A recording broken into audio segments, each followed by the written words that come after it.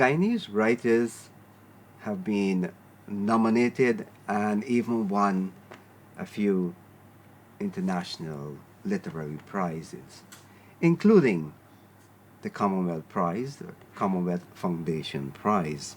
Story is a story is a story, but judges look for something different. Welcome to Oral Tradition and another adventure in Guyanese literature. Today we look at why we write, who we write for, among other issues. Cosmata, welcome to the program. Thank you. You've been sniffing around the Commonwealth Prize for a while. Yes, since 2015. It's 2015. How do you validate your work, or who validates your work? I think I do. And I would say, I guess, my readers. Good, good. How do you know this? Do you get a feedback from your reader? Yes, I do. So far, it has all been very positive. No. That would No be negative pieces? no. Remember, it's only 2 pieces I've really had out published so far. But the response to those 2 pieces, it has been, very, very good. Take us to those 2 pieces as a sort of introduction to your writing. Okay. The first piece and the second piece. Okay, the first one, The Birds, that was published, I think it was in August 2019. That is actually a very dark story. It touches on domestic violence, sexual and physical abuse. It's also there's death in it, but there's also transformation. And actually, death and transformation are 2 themes that I think come up very often in my work, both in my writing and also in my visual art. Yeah, I like that. I like the fact that there must be sort of a redemption in our work. Never mind it's being dark, but I like the fact that at the end there is redemption. Yes. There is hope. There is hope. Why we write, why are we creatives? You know what I mean? Yes, there is. There is. Because I don't know if you want me to touch on the second story, which you talk about redemption. The second story actually is about redemption. Because the second story is called Crossroads. That was written, actually it was written with the idea of it being a New Year story. And we make resolutions on the last day of the old year and say, what we will want for, things we want to change about ourselves for the new year, or things, we want to do going forward.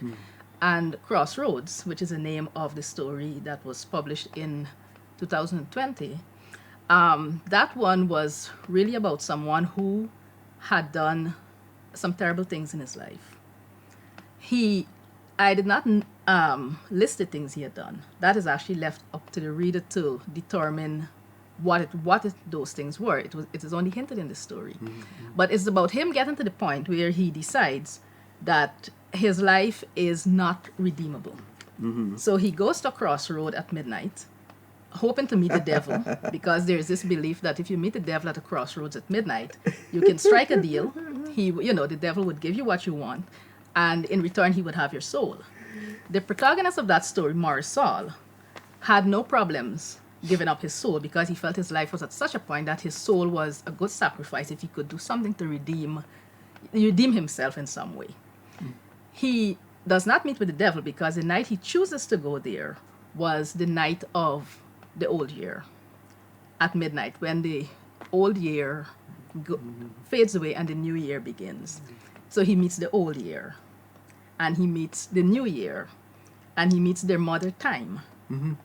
And these 3 characters show Morris 2 ways out. He can either go back in time with the old year, who has to retrace his steps. He can go back with the old year and try to undo some of the things he had done, or he can go forward with the new year.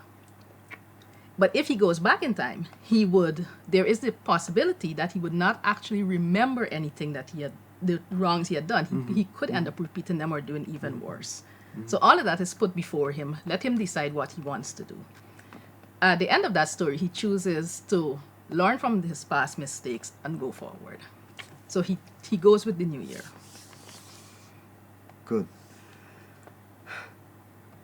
Writing short fiction, or to be more precise, writing the short story is a technique, or a number of techniques coming together to make a short story a short story. What do you rely on in your short story? Is it character driven or it's plot? Because Crossroad looked like it's a number of crossroads there you brought together, right? That looked like if you're dealing with plot only. So how do you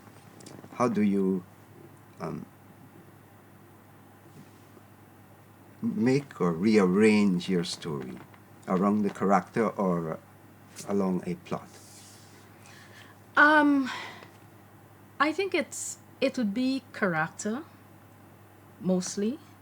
The plot is also important, but I also rely a lot on emotions.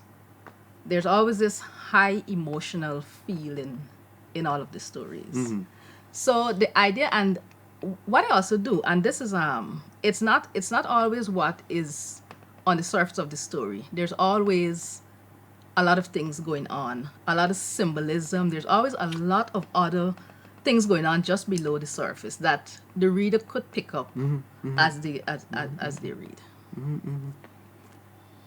You like sending out messages in your story? A lot. You're preaching then? It's not really preaching. It's not really preaching, but that's just the way I write. There's always layers. I like layers. I like to incorporate as many layers as I can in a story. Sometimes at risk of overdoing the layers, but I like layers. Flashbacks?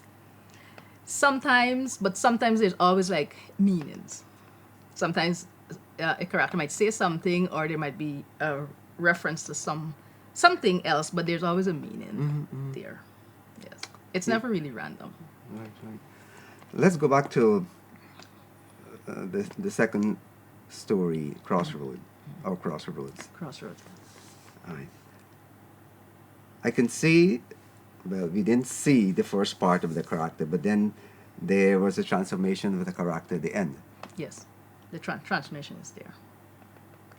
Yes. So why did you not show us what the character was at the beginning? I left that sort of.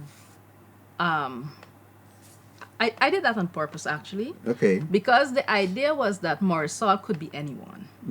He could be you, he could be me, he could be anyone. Yeah. So it's sort of like, by leaving that up to question, it means we could sort of insert ourselves in his place. So it becomes our story. So we're not only reading about a character story, but we can also be, we can be Marisol. Write me your next story. Let's look at Cosmata. You from the ancient county, that we call it? I am actually from the Berbice River. Yes, I am from the upper Berbice River. Ooh. So I'm here representing my Berbice River people. Yeah. Yes. Maggie Harris is from Berbice. She's from New Amsterdam. Yeah. Yes. Yeah. And I think she's a relative of mine. Yeah. Yes, she has won the Commonwealth Prize also. She won the regional, regional? the Caribbean. Yes, she was the Caribbean winner in 2014, I think. Yeah. I know. Maggie Harris. And she talks a lot about the river, her father. Right. Yeah, we're still locating you in Berbice. You're Berbice girl. Yes. But then you're in good company. Before you that, you're in good company because I tell you, it's kind of tipping into towards Berbice for the most prominent or the most popular set of writers. When I think about the number of writers coming out of Berbice, it blows your mind. So it's a long list of writers coming out from Berbice, including Edgar Mitterholzer, right? I think A lot Wilson of players, Harris, right? Wilson Harris. Quite a few writers coming out of Berbice. Stephanie Bowery. Bowery, yeah. Oh, Stephanie, yes. The Dabadins, what? Ellie Nyland. A number of these people came out of Berbice. Yeah, so you were in good company with the Berbice leaning. Um, Influences, school days, reading, Reading. Mainly reading, yes. what? Everything. I have always been a reader all my life. Mhm. I actually started reading before I was 5. I was reading very well. Mhm. I was reading before I was 10. I was reading novels. So I have always surrounded myself with books, with words, with writing, and in fact, if I remember, ours was one of the few houses that actually had a room dedicated as a library with shelves on the walls. So Yeah, we had I think maybe Good for you. hundreds, maybe thousands of books, and those books spanned everything. So we had novels, we had history, we had magazines, National Geographic, Reader's Digest, the fairy Wow. tales, Yeah, yeah, everything, yeah. everything. A good house to grow up in. Yes, yes. Books were a huge part of my life growing up. And I think that is part of the reason why I write. I would say there were two influences. The books were definitely one, because I think what happens when you surround yourself with books, with writing, there comes a time when you want to try your hand at writing too. And also my father, he never had anything published, but all my life that I, knew him growing up, he was always writing. We had trunks, filled with his work, carton boxes. Wow. He was always writing with the pen, with the typewriter, always. So I think those were my two influences in my own writing. What happened to those? I think they're still there. I actually have, I think, 2 manuscripts of his home at me. But yeah, I think all of his old writing, most likely still in the old house. Give the man some credit, man. Do something to those things. Yeah, I'm thinking about that. Yes. Yeah, do something to those things. Earlier I said that Guyanese writers have been sniffing around international prizes and the local prize, the Guyana Prize. All right. Many of them have appeared on the long list and short list. Some have won that prize. And you yourself have appeared on the short list. Let's talk about that moment when you learn about it, and then we'll talk about the story. Or we'll talk about the narrative, the journey leading up to that short list. Yes. Uh-huh. Okay, well, like I said, I have been entering the prize since 2015, but this would be the 5th time. Obviously, I missed, a few years in between. But I was not expecting to be shortlisted. I have been taking part mainly because of the fact that I like the idea of being part of this, sort of global writing community where, you have writers of all kinds from so many different countries, all taking part in this one thing. There are like thousands of us. We're all focused on this one thing. So that was the part that I really liked, the idea of being part of this global writing family.